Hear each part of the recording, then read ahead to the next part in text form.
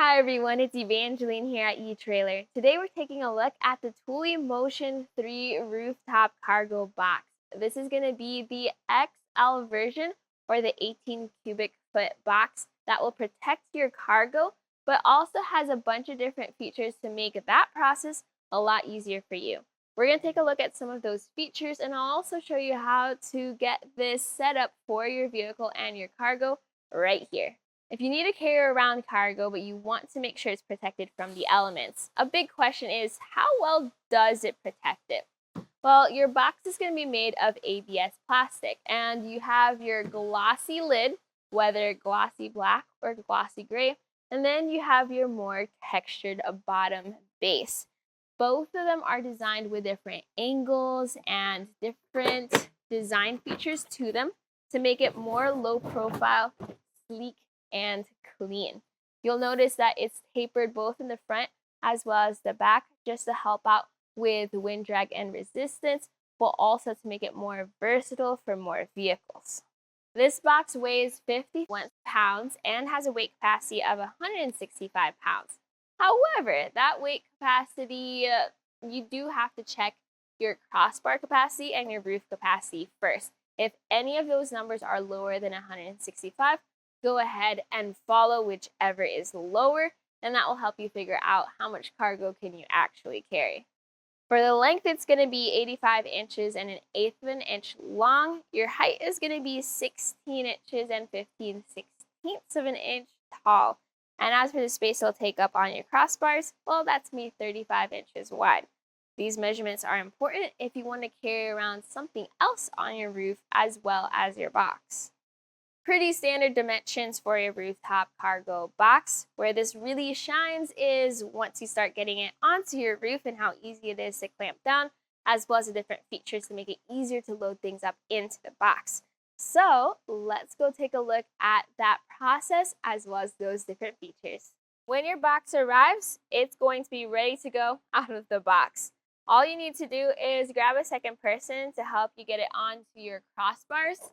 Not so much because it's heavy, but just because it's on the bulkier side.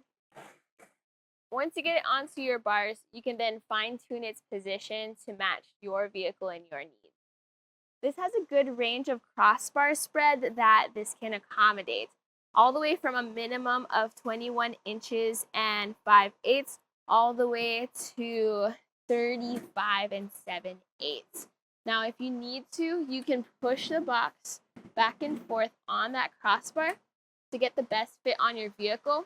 What you're aiming for is further back but still have hatch clearance. A good way to measure for that too is if you have at least 51 inches and 1/8 of an inch from your front crossbar to the top of your back hatch, then you'll have clearance for the full box. Remember to measure at its highest position, but also if it comes really close, a good thing is that the back of the box is tapered to give you better luck with even the smaller crossovers. But one of my favorite things about these boxes are the power click clamps. So these simply fit into the track over your crossbar, and then they first click into place to show that they're seated. But then you also tighten them down with this easy to turn knob, and then you tighten it until even the knob itself also clicks.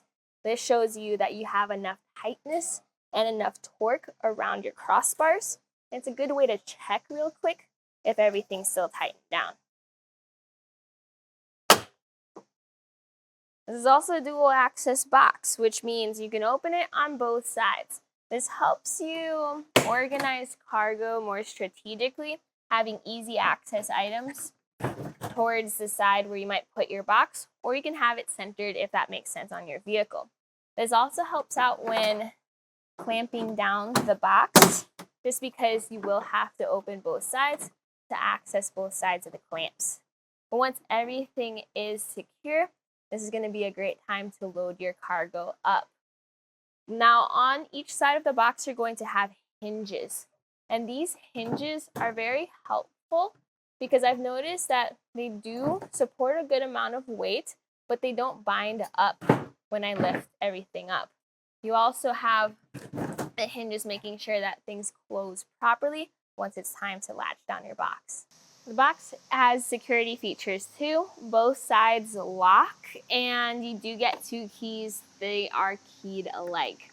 So when you turn your key into the unlocked position, you're then able to activate the latch.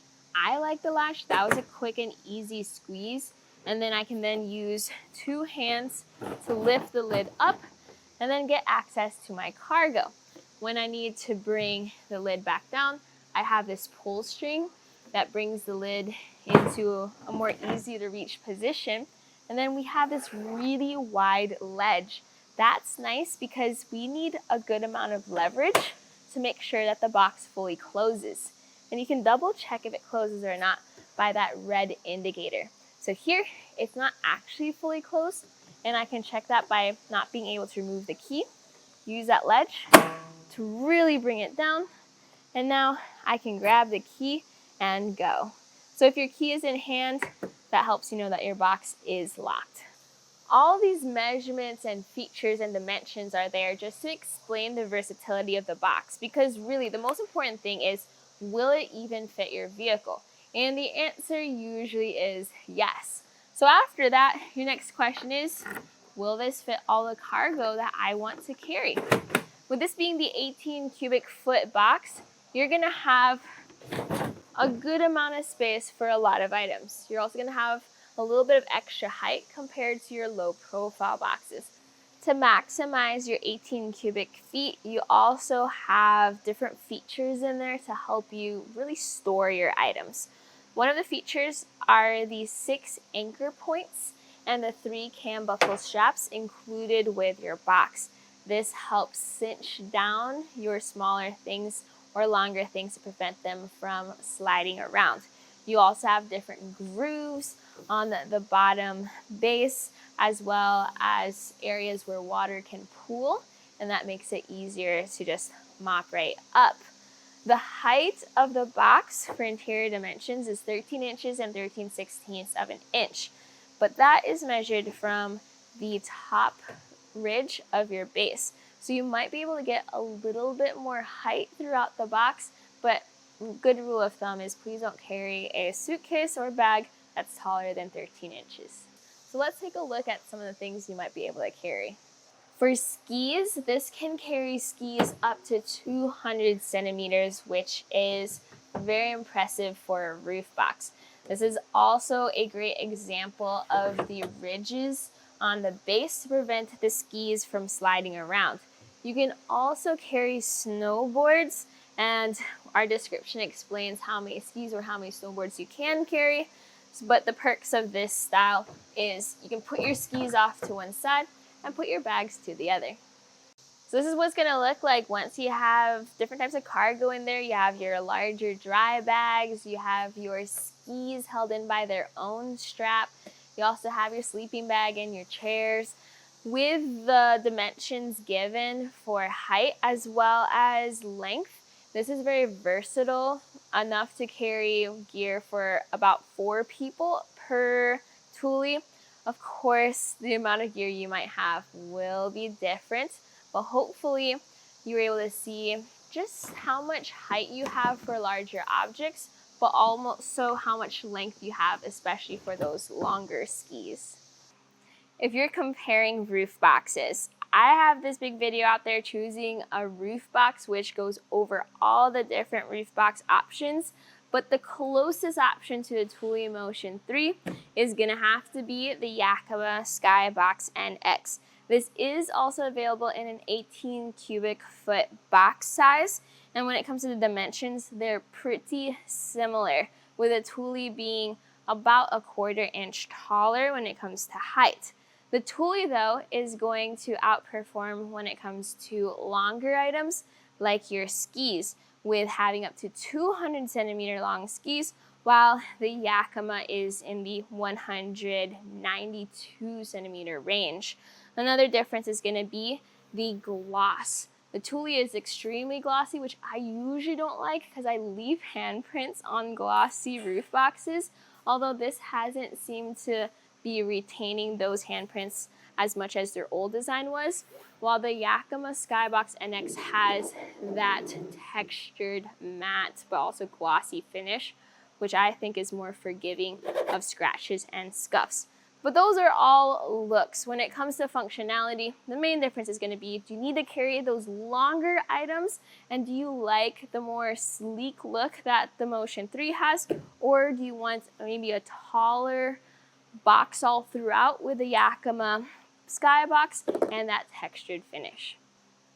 If you're looking for a box that will protect your cargo as you transport it to your adventure destination, this is going to be a great option for you, especially with all those extra features in there, from the lower lip that makes it easier to load cargo up, to the handle that makes it easier to secure the box, and that easy method of installing and uninstalling the box. Everything works well where you don't really have to think about if your box is going to fit or not. Now, you do have to think about your cargo and if this will fit in the box. 18 cubic feet is pretty good for most types of things, but we also have other options here at eTrailer if you need to carry something else. If you're only carrying skis, this is available in a low profile edition, the Motion 3 XL low profile. You can also get this in a larger version of up to 21 cubic feet with the XXL. And they're all going to share the same features and the same design. It's simply a matter of which one will fit you best. But today, what we saw was the Thule Motion 3 XL Rooftop Cargo Box at etrailer.com.